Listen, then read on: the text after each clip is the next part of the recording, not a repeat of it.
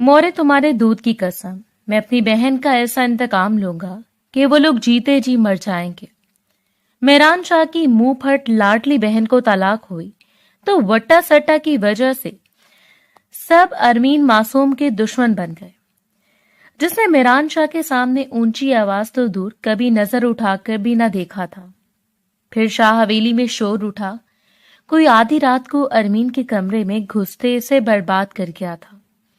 इसके आंसू थमते न थमे कि मेहरान शाह ने जिरगा बुला लिया। मेरी इस बदचलन औरत से कोई हमदर्दी नहीं, जिरगा जो चाहे सजा दे। वो सफाकी से धाड़ा तो सजा के लिए रस्सियों में जकड़ी अरमीन ने नम आंखों से इसे देखा। आपको हमारे बच्चे की कसम, जिरगे को सच बता दे। बच्चे का नाम सुनते वो पत्थर दिल। रात के ठीक 3 बज रहे थे।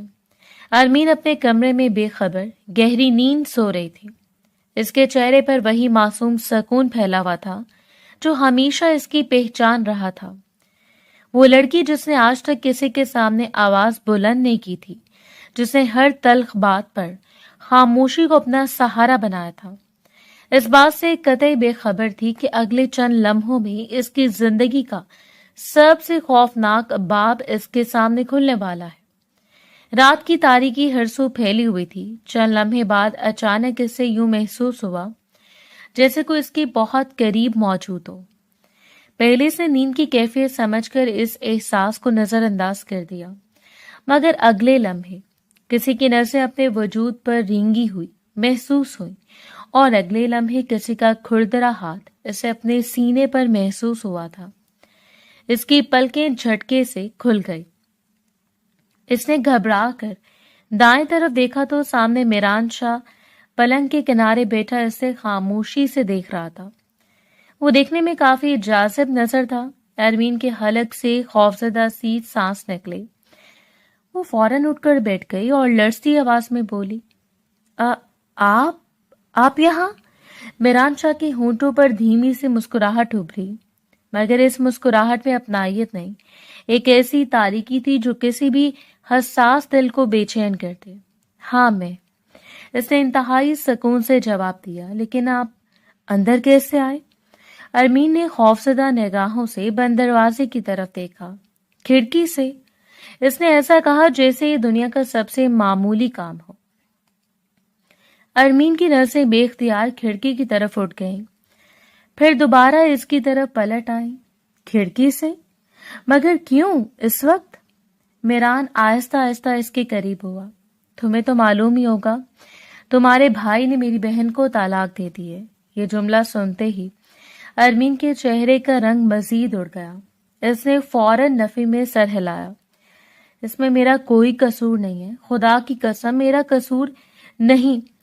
मैंने सबको समझाने की कोशिश की थी, भाई को भी भाभी को भी, हर बात अपने हाथों में लेने की कोशिश की थी, लेकिन सब कुछ रेत की मानंद फिसलता चला गया।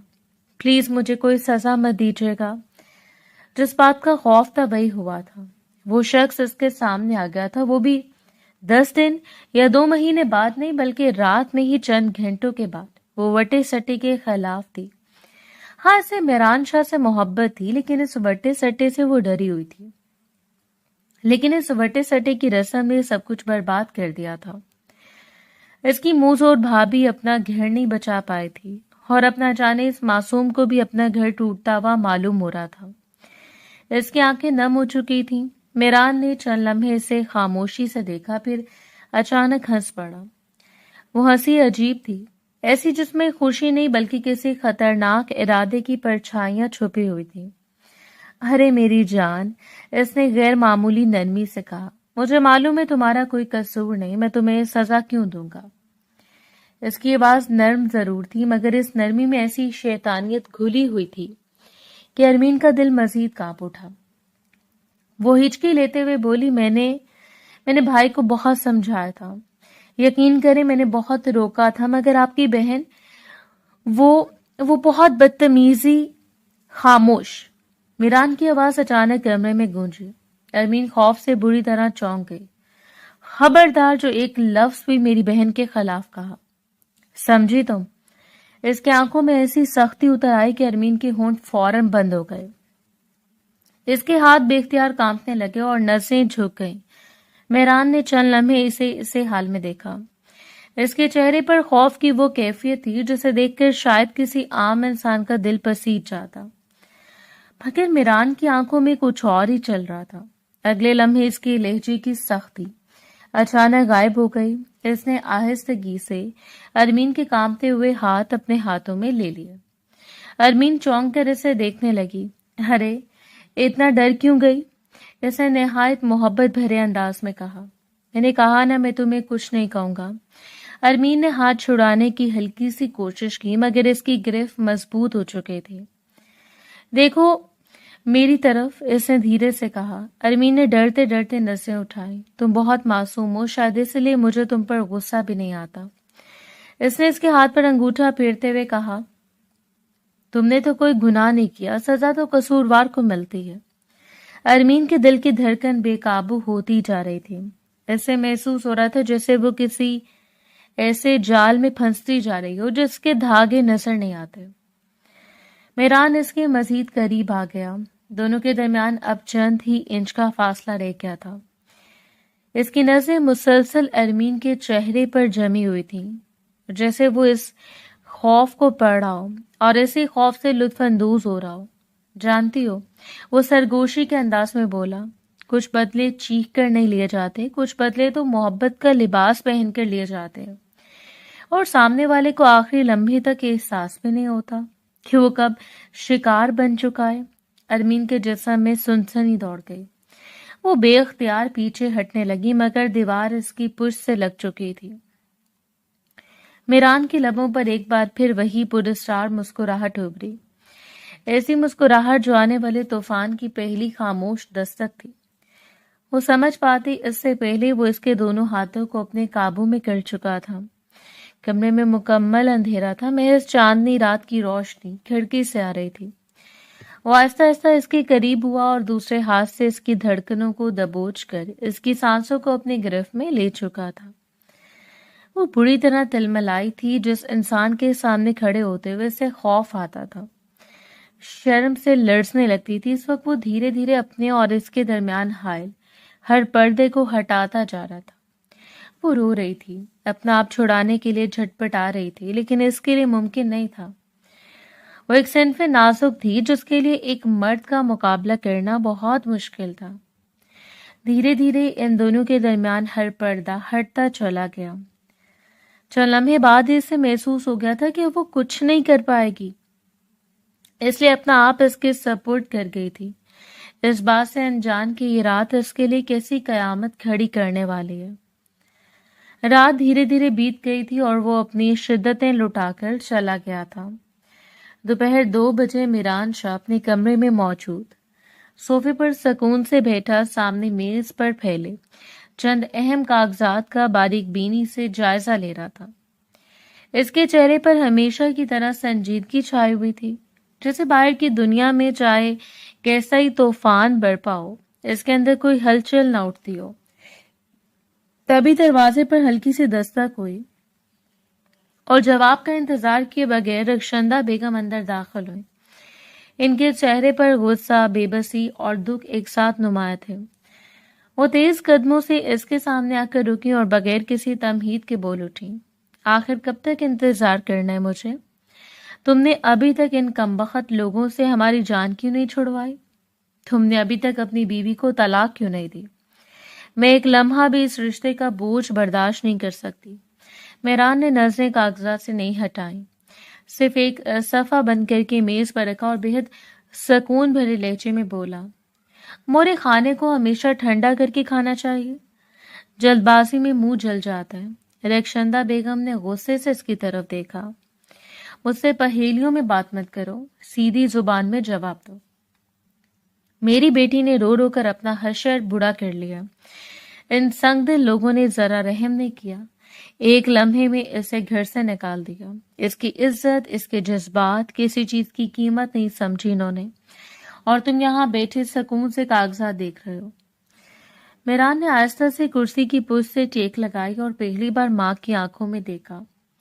اس کی آنکھوں میں عجیب سی ٹھنڈک تھی، ایسی ٹھنڈک جو اکثر خطرناک ارادوں کی نشانی ہوتی ہے۔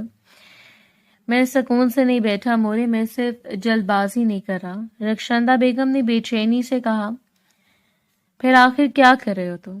اس کے ہونٹوں پر ہلکی سی مسکراہٹ نمودار ہوئی۔ جس طرح انہوں نے میری بہن کی زندگی برباد کی ہے، میں بھی ان کی بہن کو اسی طرح برباد کروں گا۔ فرق صرف اتنا ہوگا کہ انہیں سمجھ بھی نہیں آئے گی کہ ان کی تباہی شروع کب ہوئی۔ رخشندہ بیگم چند لمحے خاموش رہیں، پھر الجھن سے بولی، تمہارا مطلب کیا ہے؟ میران نے میز پر رکھی قلم انگلیوں میں گھماتے ہوئے کہا، شکار کرنے والا شکاری کبھی دوڑ کر وار نہیں کرتا، پہلے شکار کو اپنے محفوظ ہونے کا یقین دلاتا ہے، پھر ایک ہی وار میں سب کچھ ختم کر دیتا ہے۔ مجھے تمہاری کوئی بات سمجھ نہیں آ رہی، انہوں نے جھنجھلا کر کہا، بس اتنا سمجھ لیجئے کہ میں اپنا پہلا پتا پھینک چکا ہوں، اب صرف نتیجے کا انتظار ہے۔ کون سا پتا؟ رخشندہ بیگم فوراً آگے بڑھی، تم نے کیا کیا ہے؟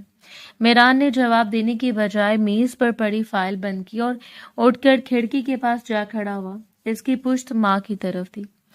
مورے، اس کی آواز پہلے سے زیادہ دھیمی مگر پورے اعتماد تھی، آپ نے مجھے ہمیشہ یہ سکھایا تھا کہ دشمن کو وہی درد ہو جو عمر بھر اسے سونے نہ دے۔ میں نے آپ کی یہی بات یاد رکھی ہے۔ رخشندہ بیگم کا غصہ آہستہ آہستہ تجسس میں بدلنے لگا۔ میران، صاف صاف بتاؤ، کیا تم نے کچھ کیا ہے؟ وہ آہستہ آہستہ اس کی قریب آئی۔ مجھے اندھیرے میں مت رکھو۔ اس نے گردن موڑ کر ماں کی طرف دیکھا، اس کی آنکھوں میں خطرناک اطمینان تیر رہا تھا۔ صرف اتنا جان لیجیے، آپ کے دودھ کی قسم، میں لوگوں کو ایسی اذیتناک تکلیف دوں گا کہ وہ ہر صبح اپنی سانسوں پر افسوس کریں گے۔ انہیں معلوم ہو جائے گا کہ انہوں نے کس کی بہن کے ساتھ ظلم کیا تھا، لیکن ابھی نہیں، ابھی صرف انتظار کیجیے۔ رخشندہ بیگم نے بے اختیار پوچھا، کیا تمہاری اس خاموشی کے پیچھے کوئی منصوبہ ہے؟ میران نے چند لمحے نے دیکھا، پھر اس کے لبوں پر ایک پراسرار مسکراہٹ ابھری۔ وہ نہ ہاں بولا نہ انکار کیا، بس خاموشی سے میز پر رکھی فائل اٹھائی اور دوبارہ اس کے اوراق پلٹنے لگا، جبکہ رخشندہ بیگم اسی مسکراہٹ کو دیکھتے ہوئے یہ سمجھ چکی تھی کہ ان کا بیٹا کوئی ایسا کھیل شروع کر چکا ہے جس کا انجام شاید کسی کی سوچ سے بھی زیادہ ہولناک ہونے والا تھا۔ ان کے چہرے پر بھی شیطان بھری مسکراہٹ پھیل گئی تھی۔ 2 دن گزر چکے تھے مگر ارمین نے خود کو کمرے کی 4 دیواری میں قید کر لیا تھا۔ کھانا وہ صرف اتنا کھاتی کہ گھر والوں کے اصرار کا جواب بن جائے، باقی وقت خاموشی، آنسو اور الجھن اس کے ساتھ ہی بنے رہتے۔ اس کے دل پر ایک ایسا بوجھ تھا جس کی وجہ سے وہ کسی کو سمجھا بھی نہیں پا رہی تھی۔ ہر بار وہ خود کو یہی سمجھانے کی کوشش کرتی کہ شاید وہ ضرورت سے زیادہ سوچ رہی ہے، مگر دل تھا کہ مسلسل کسی آنے والے طوفان کی خبر دے رہا تھا۔ اسے بار بار یہی خیال ستاتا کہ اس کے بھائی نے ایک دن پہلے میران شاہ کی بہن کو طلاق دی، اور اسی رات میران شاہ کا اس کے پاس آنا یہ محض اتفاق نہیں ہو سکتا، شاید وہ غلط ہو، شاید اس کا وہم ہو، مگر اس کے اندر اٹھنے والی بے چینی ہر گزرتے لمحے کے ساتھ بڑھتی جا رہی تھی۔ وہ انہی خیالوں میں گم بیٹھی تھی جب دروازے پر ہلکی سی دستک ہوئی۔ آ جائیے، اس نے دھیمی آواز میں اجازت دی۔ دروازہ کھلا اور کبیر خان اندر داخل ہوا، اس کا ماموزاد اور بہترین دوست۔ اسے دیکھتے ارمین نے فوراً اپنا دوپٹہ درست کرتے ہوئے کہا، سر پر جما لیا۔ کبیر نے جیسے اس کے زرد پڑے چہرے اور سوجی ہوئی آنکھوں کو دیکھا تو اس کے ماتھے پر فکر کی لکیریں ابھر آئیں۔ یہ کیا حالت بنا رکھی ہے تم نے؟ وہ قریب آتے ہوئے بولا، تم ٹھیک سے کھانا کیوں نہیں کھا رہی؟ پھوپھو کی کال آئی تھی، وہ بہت پریشان تھی۔ آخر مسئلہ کیا ہے؟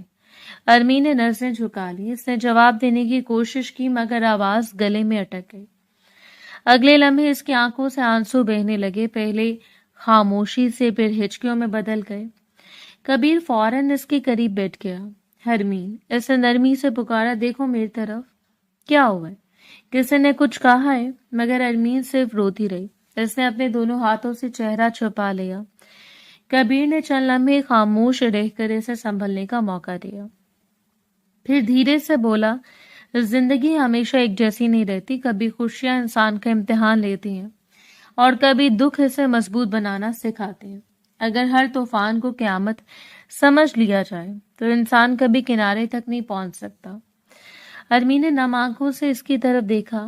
کبیر نے آہستہ سے کہا، میں جانتا ہوں تم اپنے بھائی کی وجہ سے پریشان ہو۔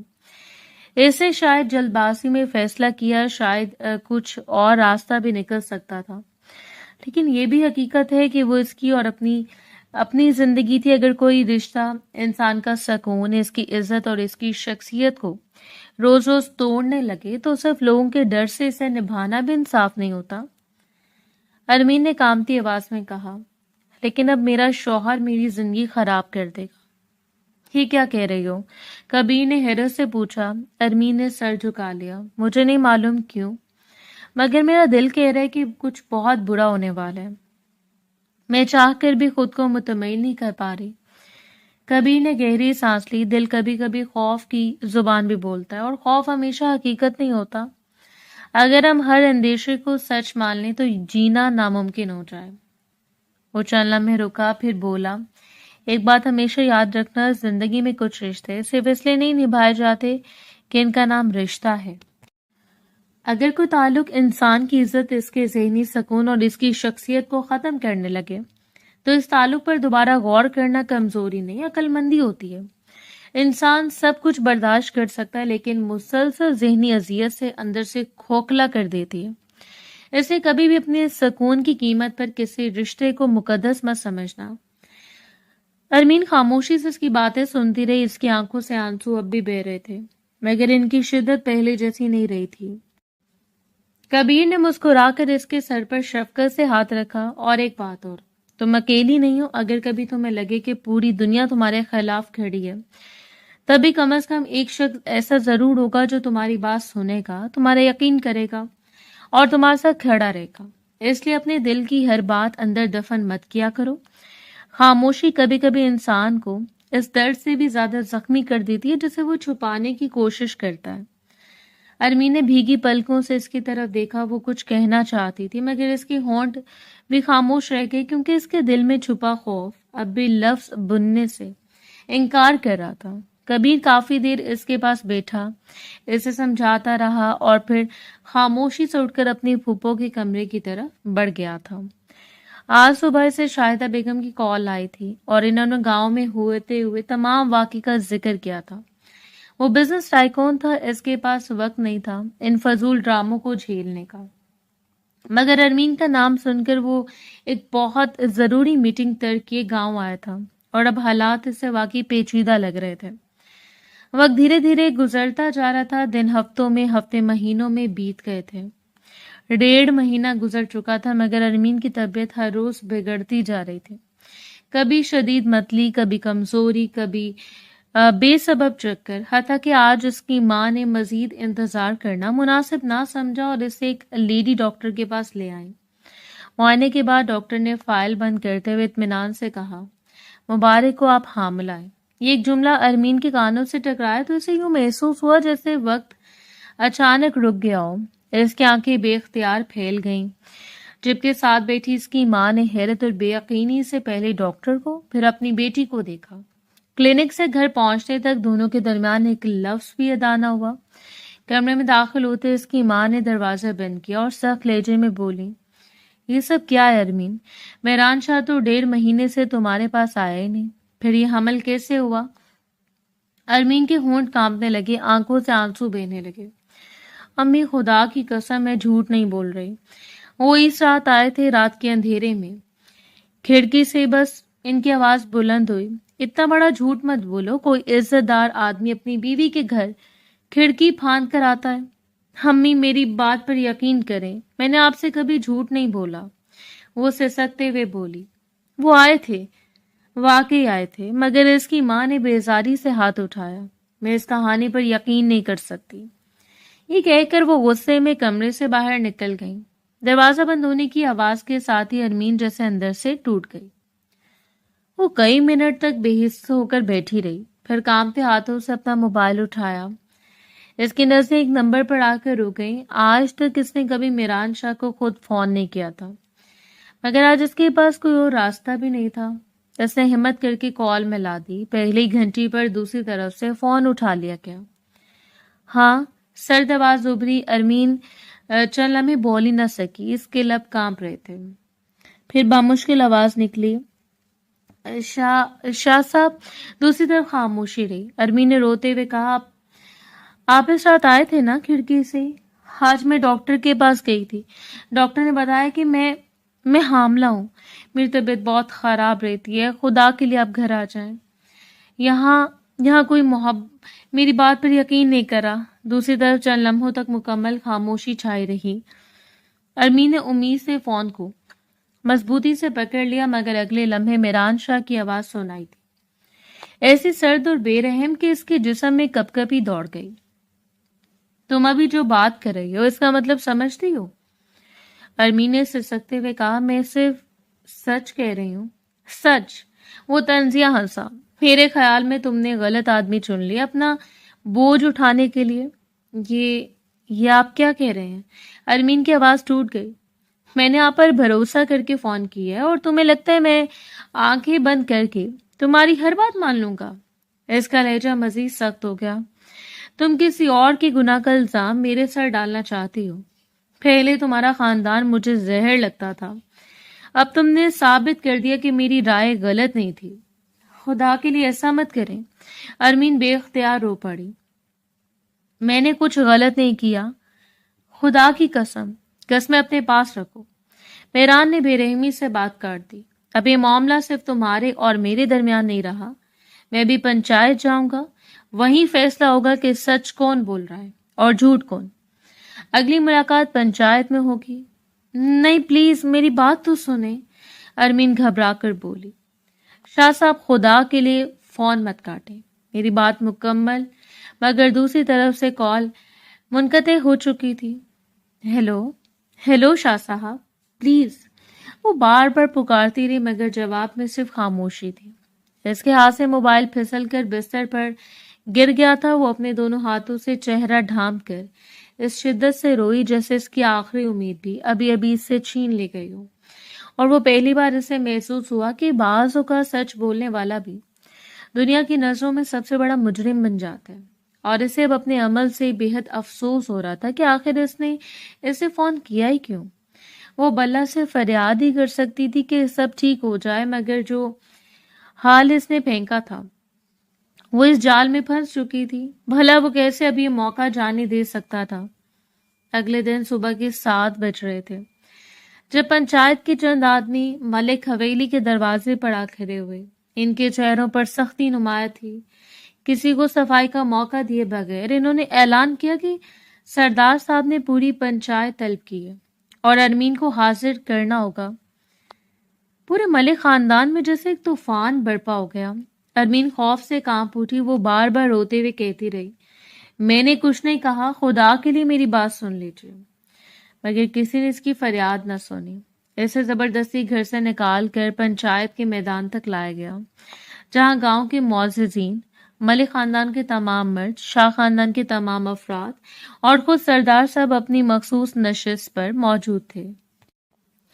ارمین کو سب کے سامنے کھڑا کر دیا گیا. اس کا وجود لرز رہا تھا، نظریں جھکی ہوئی تھی اور آنسو مسلسل بہہ رہے تھے. اسے حکم کے مطابق درخت کے ساتھ رسیوں سے جکڑ دیا گیا. پورا جرگہ خاموش تھا. چند لمحوں کی خاموشی کے بعد میران شاہ آگے بڑھا. اس کے آواز میں برف جیسی ٹھنڈک تھی. سردار صاحب، اس عورت سے میرا اب کوئی تعلق نہیں رہا. میرے نکاح میں ہوتے ہوئے اس پر ایسا الزام لگا ہے جس کے بعد میں اس کے ساتھ ایک لمحہ بھی رشتہ نہیں رکھ سکتا. رات کے اندھیرے میں ایک آدمی کھڑکی کے ذریعے اس کے کمرے میں آیا اور اس کے ساتھ ناجائز تعلق بنانے اور اب یہ محترمہ حاملہ ہے، یہ جھوٹی کہانیاں بنا کر اپنا قصور میرے سر ڈالنا چاہتی ہے، اور میں اس کے قریب گیا ہی نہیں ہوں. جب سے ہمارا نکاح ہوا ہے میں مطالبہ کرتا ہوں کہ قانون کے مطابق جو کارروائی بنتی ہے وہ کی جائے اور مجھے اس نکاح سے آزاد کر دیا جائے. اب تک جو جرگے کے قانون کے مطابق ایسی عورتوں کو سزا ملی ہے اسے بھی دی جائے. اس کی بات ختم ہوتے ہی شہزاد اپنے جذبات پر قابو نہ رکھ سکا. وہ غصے سے آگے بڑھا اور بلند آواز میں بولا، جھوٹ بول رہا ہے یہ سردار صاحب. اس نے میری بہن سے بدلہ لینے کے لیے یہ سب کھیل رچا ہے. میں نے اس کی بہن کو طلاق دی تھی اور اب یہ میری معصوم بہن کی زندگی برباد کر رہا ہے. زبان سنبھال کر. میران کی گرجدار آواز پورے میدان میں گونجی. اپنی بہن کی حقیقت پر پردہ ڈالنے کے لیے میری بہن کا نام مت لینا. پہلے اپنے گھر کا حساب دو، پھر دوسروں پر انگلی اٹھانا. شہزاد بھی تڑپ کر بولا، میری بہن پاک دامن ہے اور میں آخری سانس تک یہ بات کہوں گا. میران نے طنزیہ ہنسی. ہر بھائی بھی یہ کہتا ہے، لیکن حقیقت بدل نہیں جاتی. یہ الفاظ ارمین کے دل پر کسی تیز دھار وار کی طرح لگے. وہ بے اختیار آگے بڑھی اور روتے ہوئے بولی، شاہ صاحب خدا کے لیے سچ بول دیجئے. آپ جانتے میں جھوٹ نہیں بول رہی. آپ ہی میرے پاس آئے تھے. آپ جانتے میں نے کبھی آپ کے علاوہ کسی کو اپنی زندگی میں جگہ نہیں دی. میرے دامن پر ایسا الزام مت لگائیے. اس کی آواز ٹوٹ رہی تھی. آنسو رکنے کا نام نہیں لے رہے تھے. میں آپ سے اپنی عزت کی بھیک مانگ رہی ہوں. کم از کم اتنا تو کہہ دیجئے کہ میں جھوٹ نہیں بول رہی. مگر میران کا چہرہ کسی پتھر کی مانند بے تاثر رہا. اس نے سردار صاحب کی طرف دیکھتے ہوئے کہا، میں اپنے موقف پر قائم ہوں. اس الزام سے میرا کوئی تعلق نہیں ہے. میں اس نکاح کو ختم کرنا چاہتا ہوں اور پنچایت جو مناسب سمجھے فیصلہ کرے. پورے میدان میں خاموشی چھا گئی. سردار صاحب نے ایک ایک چہرہ دیکھا، پھر ارمین کی طرف نظر اٹھائی. ان کے لہجے میں سختی ضرور تھی مگر فیصلہ نپا تولا تھا. یہ معاملہ سنگین ہے، لیکن اس وقت فوری آخری فیصلہ سنانا مناسب نہیں ہوگا. لڑکی حاملہ ہے، اس لیے اس کی ہونے والے بچے کی حالت کو بھی مد نظر رکھنا ہوگا. پنچایت آج اس مقدمے کو مؤخر کرتی ہے. ارمین اپنے گھر والوں کی نگرانی میں رہے گی، گاؤں سے باہر نہیں جائے گی اور آئندہ اجلاس میں تمام شواہد اور بیانات دوبارہ سنے جائیں گے. اس کے بعد حتمی فیصلہ دیا جائے گا. میدان میں سرگوشیاں پھیل گئیں. شہزاد فوراً اپنی بہن کے پاس پہنچا. اس کے کانپتے ہوئے کندھوں کو سہارا دیا. ارمین کی آنکھوں میں آنسو اب بھی بہ رہے تھے مگر اس کی نظریں صرف ایک شخص پر جمی تھیں. میران نے ایک لمحے کے لیے بھی اس کی طرف دوبارہ نہیں دیکھا. وہ پلٹا، اپنے ساتھیوں کے ساتھ گاڑی کی طرف بڑھا اور بغیر کچھ کہے وہاں سے روانہ ہو گیا. جبکہ ارمین کو پہلی بار شدت سے محسوس ہوا کہ بعض اوقات سب سے زیادہ تکلیف الزام نہیں دیتا بلکہ اس شخص کی خاموشی دیتی ہے جس کی ایک سچ سے پوری دنیا بدل سکتی تھی. شہزاد اسے آزاد کروا کر فوراً گھر کی طرف بڑھ گیا تھا. 2 گھنٹے بعد ڈرائنگ روم میں ایسی خاموشی چھائی ہوئی تھی جو کسی ماتم سے کم محسوس نہیں ہو رہی تھی.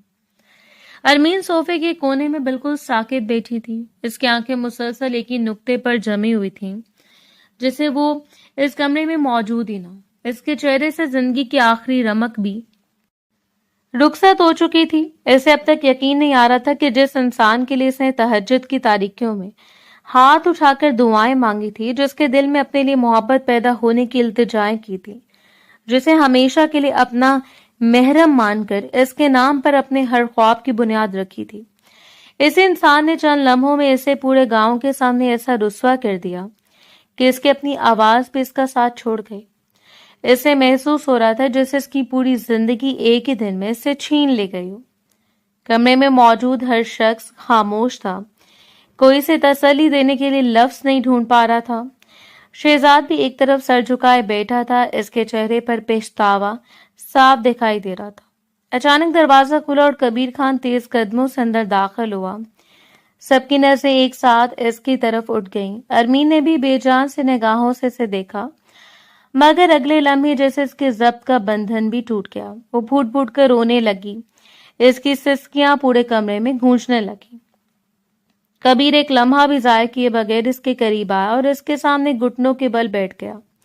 اس نے نہایت نرمی سے اس کے آنسو صاف کیے اور دھیمی آواز میں بولا، ارمین میری طرف دیکھو. کیسی ہو؟ طبیعت ٹھیک ہے؟ ارمین نے بھیگی پلکوں سے اس کی طرف دیکھا اور اگلے لمحے اس کے لب کانپنے لگے. سب ختم ہو گیا ہے کبیر. اس کی آواز ٹوٹ رہی تھی. میں نے کبھی سوچا بھی نہیں تھا وہ میرے ساتھ ایسا کرے گا. میں نے تو اسے دیکھے بغیر چاہا تھا، صرف اس کے نام سے محبت کی تھی. میں نے ہر نماز میں اس کے لیے دعا مانگی تھی. اللہ سے کہا تھا کہ اس کے دل میں میرے لیے محبت ڈال دے، وہ ہمیشہ کے لیے میرا اپنا بن جائے. لیکن اس نے... وہ مزید نہ بول سکی اور دوبارہ شدت سے رونے لگی. کبیر خاموشی سے اس کی بات سنتا رہا. ارمین نے آنسو پوچھنے کی بھی کوشش نہیں کی.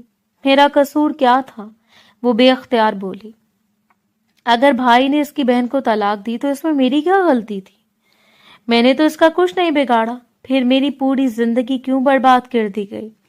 میری عزت کیوں چھین لی گئی؟ اس کے ہر لفظ کے ساتھ شہزاد کا سر مزید جھکتا جا رہا تھا۔ اس کی مٹھی بے اختیار بھنج گئی، مگر اس کے پاس اپنی بہن کے کسی سوال کا جواب نہیں تھا۔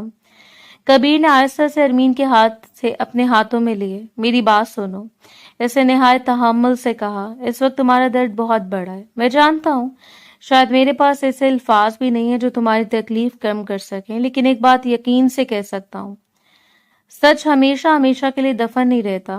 ارمین نے فوراً سر نفی میں ہلایا۔ نہیں کبیر، کچھ بھی ٹھیک نہیں ہوگا، وہ سسکتے ہوئے بولی۔ اس نے مجھے سب کے سامنے جھوٹا ثابت کر دیا، اس نے میری طرف ایک بار دیکھنا بھی ضروری نہیں سمجھا۔ جس شخص کو میں اپنی پوری دنیا سمجھتی تھی، اس نے مجھے دنیا کے سامنے بے وقت کر دیا۔ اب کیا بچے گا میرے پاس؟ کبیر نے اس کے آنسو صاف کرتے ہوئے کہا، تمہارے پاس تمہارا سچ ہے، اور کبھی کبھی انسان کے پاس یہی سب سے بڑی طاقت ہوتی ہے۔ ارمین تلخی سے مسکرائی۔ سچ؟ یہاں کسی نے میرے سچ پر یقین کیا؟ امی نے نہیں، پنچایت نے نہیں، اس نے تو بالکل بھی نہیں۔ اس نے اپنے سینے پر ہاتھ رکھا۔ مجھے لگتا ہے میں اندر سے مر چکی ہوں کبیر، سانسیں چل رہی ہیں مگر میں زندہ نہیں ہوں۔ اس نے مجھے کہیں کا نہیں چھوڑا، مجھے بے آبرو کر دیا۔ اس کی سسکیاں دوبارہ بلند ہو گئیں۔ کبیر نے ایک لمحے کے لیے آنکھیں بند کیں، جیسے اس کے درد کا بوجھ خود اپنے اندر اتارنے کی کوشش کر رہا ہو۔ پھر مضبوط لہجے میں بولا، تم ٹوٹی ہو لیکن ختم نہیں ہوئی۔ یاد رکھو، جن لوگوں کو جھوٹ کے سہارے دوسروں کو گرانے کی عادت ہوتی ہے، وہ ایک دن اپنے ہی بنائے ہوئے اندھیروں میں کھڑے ہو جاتے ہیں۔ آج تمہیں لگ رہا ہے کہ سب ختم ہو گیا، مگر میں وعدہ کرتا ہوں یہ کہانی یہاں ختم نہیں ہوگی۔ جس دن سچ سامنے آئے گا، اس دن تمہاری جھکی ہوئی نظریں بھی سر اٹھا کر چلیں گے۔ ارمین خاموشی سے اسے دیکھتی رہی، مگر اس کی آنکھوں میں اب بھی وہی بے پناہ درد موجزن تھا، جسے شاید وقت کے سوا کوئی مرہم نہیں دے سکتا تھا۔ وہ کافی دیر تک اسے حوصلہ دیتا رہا اور پھر خود اسے بے سہارا کر دیا۔ اسے کمرے تک چھوڑ آیا۔ رات کافی گزر چکی تھی۔ ڈرائنگ روم میں موجود ہر چہرہ تھکن، پریشانی اور بے بسی کی تصویر بنا ہوا تھا۔ کبیر خان صوفے پر خاموشی سے بیٹھا سب کے چہروں کو ایک ایک کر کے دیکھ رہا تھا۔ اس نے سب کو ایک جگہ جمع ہونے کا کہا تھا، مگر اب چند لمحوں سے کمرے پر ایسی خاموشی طاری تھی کہ کسی میں بات شروع کرنے کی ہمت نہیں ہو رہی تھی۔ آخرکار کبیر نے گہری سانس لی اور سیدھا بیٹھ گیا۔ اس کی سنجیدہ نظریں شاہدہ بیگم پر جم گئیں۔ پھپھو، میں ایک فیصلہ کر چکا ہوں۔ اس کی آواز میں غیر معمولی ٹھہراؤ تھا۔ سب کی نظریں فوراً اس کی طرف اٹھ گئی۔ میں ارمین کو اپنے ساتھ شہر لے کر جا رہا ہوں، وہ میرے بنگلے پر رہے گی کم از کم کچھ دنوں کے لیے۔ یہ جملہ سنتے ہی شہزاد فوراً سیدھا ہو کر بیٹھا۔ یہ کیسے ہو سکتا ہے؟ وہ میری بہن ہے، کہیں نہیں جائے گی۔ کبیر نے آہستہ سے اس کی طرف دیکھا۔ اس کی آنکھوں میں ایسی سختی تھی کہ شہزاد بے اختیار خاموش ہو گیا، مگر پھر بھی بولا، لوگ پہلے نہ جانے کیا کیا کہہ رہے ہیں، اب اگر وہ شہر چلی گئی تو بس۔ کبیر کی آواز پہلی بار بلند ہوئی۔ لوگ؟ تمہیں اب لوگوں کی فکر ہو رہی ہے؟ جب تم نے ایسا فیصلہ کیا تھا جس کی آگ میں آج تمہاری بہن جل رہی ہے، تب تمہیں لوگوں کا خیال نہیں آیا تھا؟ شہزاد کے چہرے کا رنگ اڑ گیا۔ میں نہیں، آج تم کچھ نہیں کہو گے۔ کبیر نے اس کی بات کاٹ دی۔ آج تم صرف سنو گے۔ تمہاری جلد بازی نے ایک نہیں 2 خاندانوں کی زندگی اجاڑ دی۔ اگر تم نے اس وقت جذبات کی بجائے عقل سے کام لیا ہوتا تو شاید آج ارمین اس حالت میں نہ ہوتی۔ اس لیے اس معاملے میں تمہیں اعتراض کرنے کا کوئی حق نہیں ہے۔ شہزاد نے نظریں جھکا لی۔ اس کے پاس واقعی کوئی جواب نہیں تھا۔ کمرے میں دوبارہ خاموشی چھا گئی۔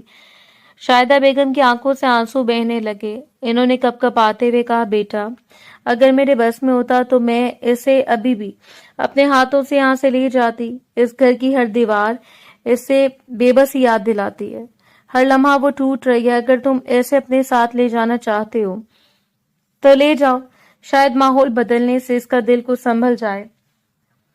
وہ چند لمحے خاموش رہیں، پھر پریشانی سے بولی، لیکن ایک بات مجھے کھائے جا رہی ہے۔ پنچایت نے صاف حکم دیے کہ وہ گاؤں سے باہر نہیں جا سکتی۔ اگر تم اسے لے گئے ہو تو مسئلہ مزید نہ بڑھ جائے۔ کبیر کے چہرے پر ہلکی سی پورے اعتماد مسکراہٹ ابھری۔ پھپھو، وہ میری فکر ہے، آپ کی نہیں۔ اسے نہایت اطمینان سے کہا، میں ایسا کوئی قدم نہیں اٹھاؤں گا جس سے ارمین کی مشکلات بڑھیں۔ اگر کسی سے بات کرنی پڑی تو میں کروں گا، اگر کسی کو جواب دینا پڑا تو میں دوں گا۔ لیکن میں اسے اس حالت میں یہاں مزید نہیں رہنے دوں گا۔ مگر بیٹا، شاہدہ بیگم نے پھر کہنا چاہا، آپ صرف اس کی ماں بنیے، باقی ذمہ داریاں مجھ پر چھوڑ دیجیے۔ کبیر نے نرم لہجے میں ان کی بات کاٹ دی۔ اس وقت اسے دواؤں سے زیادہ سکون کی ضرورت ہے، اور یہاں اسے ہر لمحہ صرف زخم یاد آ رہے ہیں۔ میں چاہتا ہوں کہ کچھ دن وہ ایسی جگہ رہے جہاں اسے ہر آنے جانے والے کی ترس بڑی نظریں نہ سہنی پڑے، جہاں وہ بغیر خوف کے سانس لے سکے۔ شاہدہ بیگم نے آنسو صاف کرتے ہوئے اس بات میں سر ہلا دیا۔ اللہ تمہیں جزا دے بیٹا، اگر تمہیں لگتا ہے یہی اس کے لیے بہتر ہے تو میں راضی ہوں۔ کمرے میں موجود باقی افراد نے بھی خاموشی سے اس فیصلے کی تائید کر دی۔ کسی کے پاس مخالفت کی کوئی مضبوط وجہ نہیں بچی تھی۔ کبیر نے ایک نظر سب کو دیکھا، پھر مضبوط لہجے میں بولا، بات ختم ہوئی، آج رات ہی میں خود ارمین کو لے جاؤں گا، اور جب تک وہ ذہنی طور پر سنبھل نہیں جاتی میں اسے دوبارہ اس ماحول میں واپس نہیں آنے دوں گا۔ اس کے لہجے میں ایسا یقین تھا کہ کسی نے مزید ایک لفظ بھی نہیں کہا، اور اسی خاموش رضامندی کے ساتھ وہ فیصلہ اس گھر کی تقدیر کا نیا موڑ بن گیا تھا۔ تھوڑی دیر بعد یہ پیغام ارمین تک پہنچ گیا۔ اس نے اعتراض کرنے کی کوشش کی تھی، لیکن کبیر کے سامنے وہ خاموش ہو گئی تھی۔ رات کے ٹھیک 2 بج رہے تھے، حویلی کے صحن میں خاموشی چھائی ہوئی تھی۔ کبیر خان نے گاڑی کا دروازہ کھولا تو ارمین نے ایک بار پھر پلٹ کر اس گھر کو دیکھا جہاں اس نے بے شمار خواب دفن کیے تھے۔ اس کی پلکیں دوبارہ بھیگ گئیں۔ کبیر نے آہستہ سے کہا، آؤ، زیادہ دیر یہاں رکنا ٹھیک نہیں ہے۔ ارمین نے خاموشی سے اس بات میں سر ہلایا اور گاڑی میں بیٹھ گئی۔ چند لمحوں بعد گاڑی گاؤں کی سنسان گلیوں سے گزرتی اور مرکزی راستے کی طرف بڑھنے لگی۔ دونوں کے درمیان مکمل خاموشی تھی۔ ارمین اپنی انگلیاں ایک دوسرے میں پھنسا کر بیٹھی تھی، جیسے خود کو سنبھالنے کی کوشش کر رہی ہو۔ اچانک اس کی ضبط کی دیوار پھر ٹوٹ گئی، اس کے آنسو بے اختیار بہنے لگے۔ کبیر نے ایک لمحے کے لیے اس کی طرف دیکھا، پھر فوراً نظریں دوبارہ سڑک پر جما دی۔ رو لو، اس نے دھیرے سے کہا، کبھی کبھی آنسو انسان کا بوجھ ہلکا کر دیتے ہیں۔ ارمین نے سسکتے ہوئے کہا، میں نے آخر کس کا کیا بگاڑا تھا کبیر؟ میں نے تو ہمیشہ سب کی خوشی مانگی، کبھی کسی سے نفرت نہیں کی، پھر میرے ساتھ ہی ایسا کیوں ہوا؟ اس کی آواز ہر لفظ کے ساتھ مزید ٹوٹتی جا رہی تھی۔ جس انسان کو میں اپنی دعاؤں میں مانگتی رہی، اس نے میرے وجود پر ایسا الزام لگا دیا کہ اب آئینے میں اپنی شکل دیکھنے سے بھی ڈر لگتا ہے۔ مجھے لگتا ہے میں کہیں کی نہیں رہی۔ کبیر نے نہایت سنجیدگی سے کہا، ارمین، ایک بات یاد رکھنا، کسی کا جھوٹ تمہاری حقیقت کو نہیں بدل سکتا۔ اگر کوئی تم پر کیچڑ اچھالتا ہے تو اس سے تمہارا کردار گندا نہیں ہوتا، صرف اس کے ہاتھ گندے ہوتے ہیں۔ وہ تلخ مسکراہٹ کے ساتھ بولی، یہ باتیں کتابوں میں اچھی لگتی ہیں، حقیقت میں لوگ سچ نہیں دیکھتے، صرف الزام دیکھتے ہیں۔ آج ہر شخص مجھے اسی نظر سے دیکھ رہا تھا، اور جیسے میں واقعی مجرم ہوں۔ کبیر نے دھیرے سے جواب دیا، لوگوں کی نظریں بدلنے میں وقت لگتا ہے، مگر انسان کو سب سے پہلے اپنی نظر میں خود کو بے قصور ثابت رکھنا پڑتا ہے۔ جس دن تم خود ٹوٹ گئی، اس دن واقعی ہار جاؤ گی۔ ارمین نے آنسو صاف کرتے ہوئے کہا، مجھ میں اب لڑنے کی ہمت نہیں رہی، تب تک میری ہمت استعمال کر لینا۔ کبیر نے پہلی بار ہلکی سی مسکراہٹ کے ساتھ کہا، تم اکیلی نہیں ہو، جب تم خود چلنے کے قابل نہ رہو تو دوست سہارا دیتے ہیں، اور جب دوست بھی خاموش ہو جائیں تو سمجھو دوستی صرف لفظ تھی۔ میں ایسا دوست نہیں ہوں۔ ارمین نے نم آنکھوں سے اس کی طرف دیکھا، اگر تم نہ ہوتے تو شاید میں وہ جملہ مکمل نہ کر سکی۔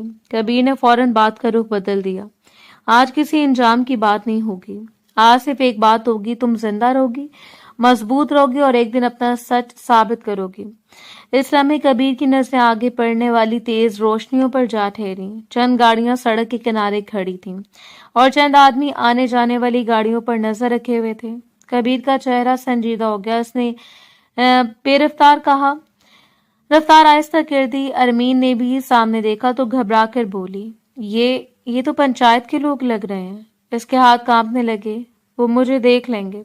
کبیر نے پرسکون لہجے میں کہا، گھبراؤ مت، میری طرف دیکھو۔ وہ اس کی طرف متوجہ ہوئی، اپنا دوپٹہ اچھی طرح اوڑھ لو اور سیٹ پر سکون سے ٹیک لگا کر بیٹھ جاؤ، کوئی بے چینی ظاہر مت کرنا، باقی بات میں سنبھال لوں گا۔ ارمین نے فوراً اس کی بات مانی، اس کا دل زور زور سے دھڑک رہا تھا۔ گاڑی آہستہ آہستہ لوگوں کے قریب جا کر رکی۔ ایک شخص آگے بڑھا اور شیشے کے قریب آ کر بولا، کبیر صاحب اس وقت کہاں جا رہے ہیں؟ کبیر نے پوری سنجیدگی سے جواب دیا، शहर जाने की जरूरी तिबी मामला है, सुबह तक वापस राब्ता हो जाएगा। इस शख्स ने गाड़ी के अंदर झांकने की कोशिश की, मगर अरमीन खामोशी से सर झुकाए बैठी रही। इसका चेहरा दुपट्टे के साए में छुपा हुआ था। चंद लम्हों की खामोशी के बाद इस शख्स ने एक कदम पीछे हटकर रास्ता दे दिया। ठीक है, तशरीफ ले जाएं। कबीर ने मुख्तसर सा सर हिलाया और गाड़ी दोबारा आगे बढ़ा दी। चंद मिनट गुजरने के बाद अरमीन ने जैसे पहली बार खुलकर सांस ली। इसके हाथ अब भी कांप रहे थे। कबीर ने धीरे से कहा, देखा, हर मुश्किल का मुकाबला घबराहट से नहीं, हौसले से किया जाता है। अरमीन ने भीगी आंखों से खिड़की के बाहर देखा। गांव की रोशनी आहिस्ता आहिस्ता पीछे रहती जा रही थी, जबकि सामने का अनजान सफर इसका इंतजार कर रहा था। इसे मालूम नहीं था कि आने वाले दिन इसके लिए क्या लिखे हुए हैं, मगर इतना जरूर महसूस हो रहा था कि इस तारीख रात में कम से कम एक शख्स ऐसा मौजूद था जो इसका हाथ छोड़ने के लिए तैयार नहीं था। धीरे धीरे एक हफ्ता गुजर चुका था। पूरे गांव में एक ही बात जुबान ज़द-ए-आम थी कि अरमीन गांव छोड़कर जा चुकी है। इसी खबर ने दोबारा पंचायत को इकट्ठा होने पर मजबूर कर दिया था। मैदान में हस्बे मामूल गांव के मुअज़्ज़िज़ीन अपनी नशस्तों पर मौजूद थे। शाह खानदान के तमाम मर्द एक तरफ बैठे थे, जबकि दूसरी जानिब मलिक खानदान मौजूद था। मेहरान शाह आज भी पूरे रोब और वकार के साथ वहां बैठा था, मगर इसकी आंखों में वाज़ेह बेचैनी तैर रही थी। सरदार साहब ने सख्त निगाहों से शहजाद को देखा और भारी आवाज में बोले, ये हमें क्या खबर मिली है? तुम्हारी बहन गांव छोड़कर चली गई है, जब पंचायत साफ हुक्म दे चुकी थी कि वो फैसला होने तक गांव से बाहर नहीं जाएगी, तो फिर ये हुक्म किसने तोड़ा? शहजाद ने सर उठाया। इसके चेहरे पर थकन जरूर थी, मगर लहजा पहले से कई ज्यादा मजबूत था। सरदार साहब, वो वापस आएगी, मगर इस वक्त नहीं। इसकी जान, इसकी ज़हनी हालत दोनों खतरे में थी। हम इसे छुपा कर नहीं ले गए, हम इसे संभालने के लिए लेके गए हैं। सरदार साहब ने भवें सुकेड़ ली। तुम्हें पंचायत के फैसले से इख्तलाफ था तो हमारे सामने रखते। अपनी मर्जी से कानून हाथ में लेने का इख्तियार तुम्हें किसने दिया? शहजाद ने तहम्मुल से जवाब दिया, मैं कानून नहीं तोड़ा, सिर्फ अपनी बहन को जिंदा रखने की कोशिश कर रहा हूँ। वो जिस हालत में यहाँ से गई, अगर वो मजीद यहीं रहती तो शायद खुद को भी संभाल ना पाती, न अपने होने वाले बच्चे को। वो वापस आएगी और इस दिन अपने साथ ऐसे सबूत भी लाएगी जो हर सवाल का जवाब देंगे। इससे पहले कि सरदार साहब कुछ कहते, मेहरान शाह यकदम अपनी जगह से उठ खड़ा हुआ। इसके बाद गुस्से से भरी हुई थी, ये नामुमकिन है, वो अभी मेरे निकाह में है। मेरी इजाजत के बगैर वो गांव क्या एक कदम भी कहीं नहीं ले जा सकती। फौरन इसे वापस बुलाओ। इसने शहजाद की तरफ उंगली उठाई। अगर इसे वापस ना लाया जाए तो इंजाम तुम सबके लिए अच्छा नहीं होगा। शहजाद भी गुस्से से आगे बढ़ा, मगर इससे पहले सरदार साहब की गरजदार आवाज पूरे मैदान में गूंज उठती। बस। दोनों खामोश हो गए। सरदार साहब ने मेहरान को सख्त नजरों से देखा।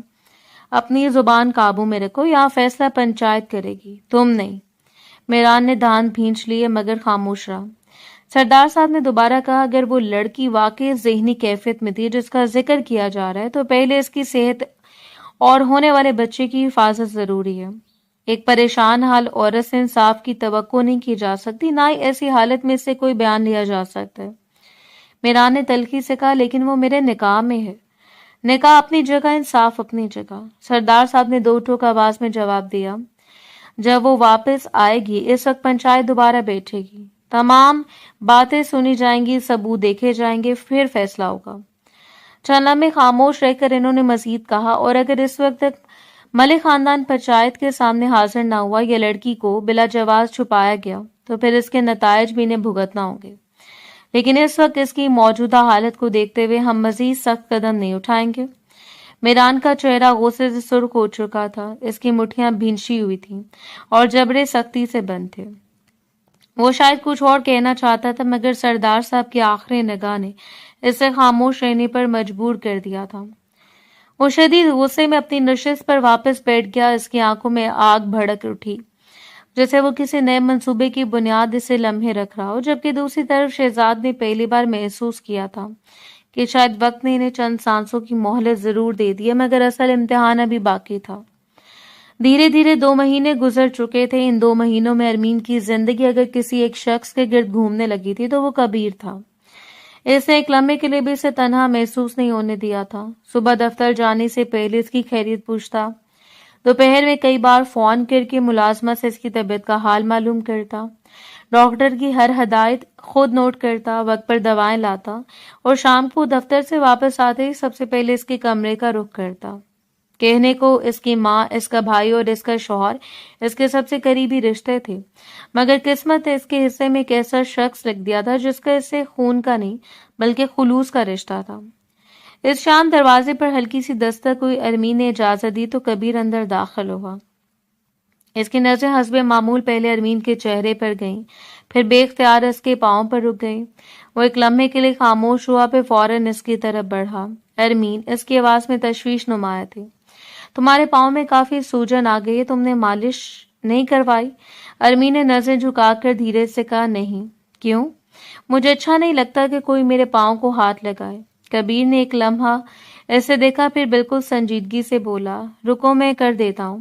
ارمین نے چونک کر فوراً سر اٹھایا، نہیں۔ اس کی آواز بے اختیار بلند ہو گئی، کبھی ایسا مت کرنا، مجھے بالکل اچھا نہیں لگے گا، تم پہلے ہی میرے لیے بہت کچھ کر چکے ہو، مجھے مزید شرمندہ مت کرو۔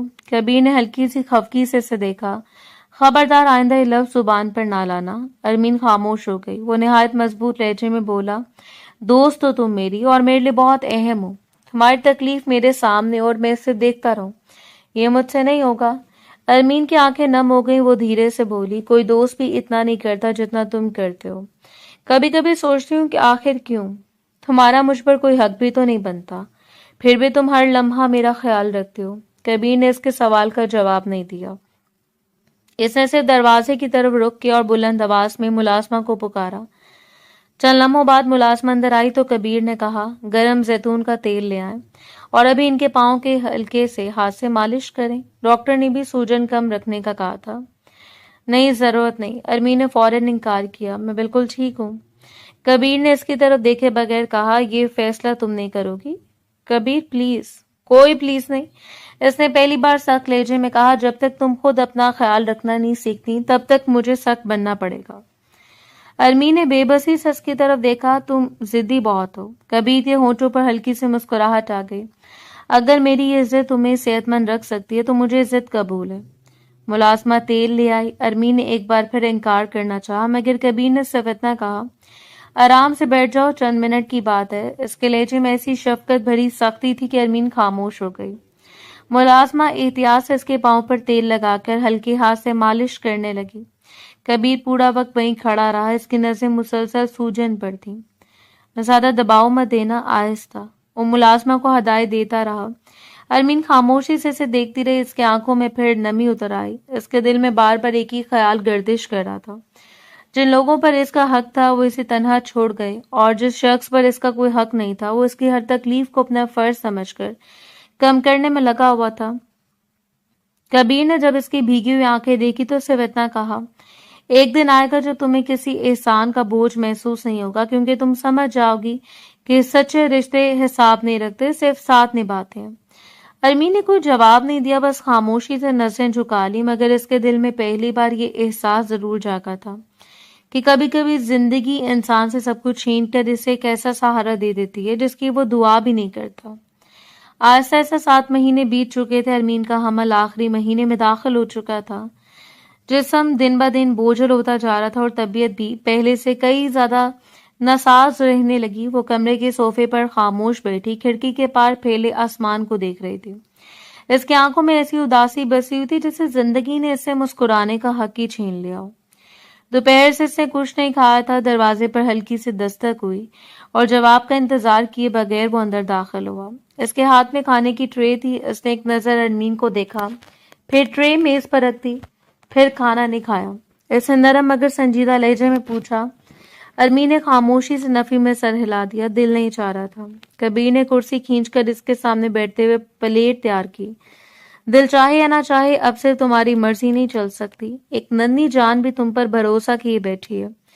ارمین نے دھیرے سے کہا، بھوک ہی نہیں لگتی؟ کبیر نے چمچ اس کی طرف بڑھایا، چلو صرف چند نوالے، میرے لیے نہیں، اپنے بچے کے لیے۔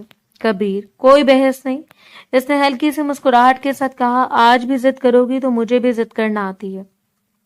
ارمین بے اختیار ہلکا سا مسکرا دی، مگر آنکھوں کی نمی بڑھ کر آ رہی۔ آخرکار اس نے خاموشی سے چند نوالے کھا لیے۔ کبیر ہر نوالے کے بعد اطمینان سے اسے دیکھتا رہا، جیسے اسے اس کی سب سے بڑی کامیابی ہو۔ جب کھانا ختم ہوا تو ارمین نے نظریں اس پر جما دی. کافی دیر تک خاموش رہنے کے بعد اس نے دھیمی آواز میں پوچھا, تم آخر اتنا کیوں کر رہے ہو؟ کبیر نے سوالیہ نظروں سے اسے دیکھا. ارمین کی آواز بھرانے لگی, بس اب بہت ہو گیا. مجھے بتاؤ, جس انسان کو میرا خیال رکھنا چاہیے تھا, اس نے مجھے سب کے سامنے رسوا کر دیا, میری عزت, میرا اعتبار سب چھین لیا. اور تم ہر دن ہر لمحہ میرے ساتھ کھڑے رہے. آخر کیوں؟ اس کی آنکھوں سے آنسو ڈھلک پڑے. یہ سب کیا ہے؟ کبیر چند لمحے خاموش بیٹھا رہا, جیسے برسوں سے دل میں بند لفظ آج راستہ مانگ رہے ہوں. آخر اس نے گہری سانس لی اور آہستہ سے کہا, کیونکہ میں تم سے محبت کرتا ہوں ارمین. ارمین کی پلکیں بے اختیار اٹھ گئیں, وہ خاموش رہ گئی. کبیر کی نظریں جھکی ہوئی تھیں, شاید بہت پہلے سے, اس وقت سے جب مجھے خود بھی اس احساس کا اندازہ نہیں تھا.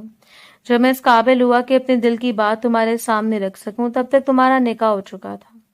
میں نے اپنے جذبات کو وہیں دفن کر دیا, کیونکہ میں تمہاری خوشی کو اپنی خواہش سے بڑا سمجھتا تھا. لیکن تمہیں اس حال میں دیکھ کر, ہر روز ٹوٹتے دیکھ کر, میں خاموش نہیں رہ سکا. ارمین کے آنسو مسلسل بہ رہے تھے.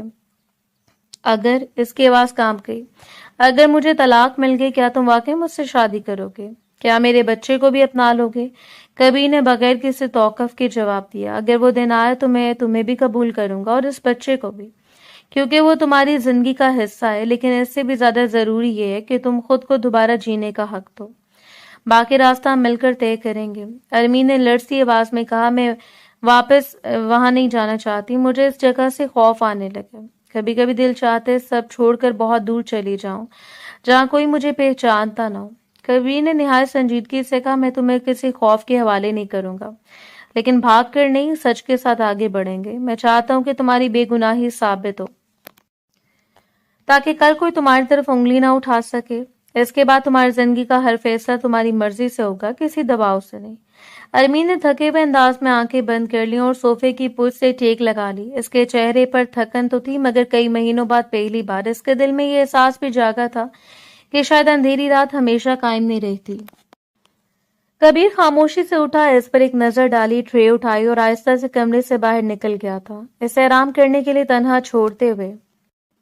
مزید 1.5 مہینہ گزر چکا تھا. اللہ تعالیٰ نے ارمین کو ایک صحت مند خوبصورت بیٹے کی نعمت سے نوازا تھا.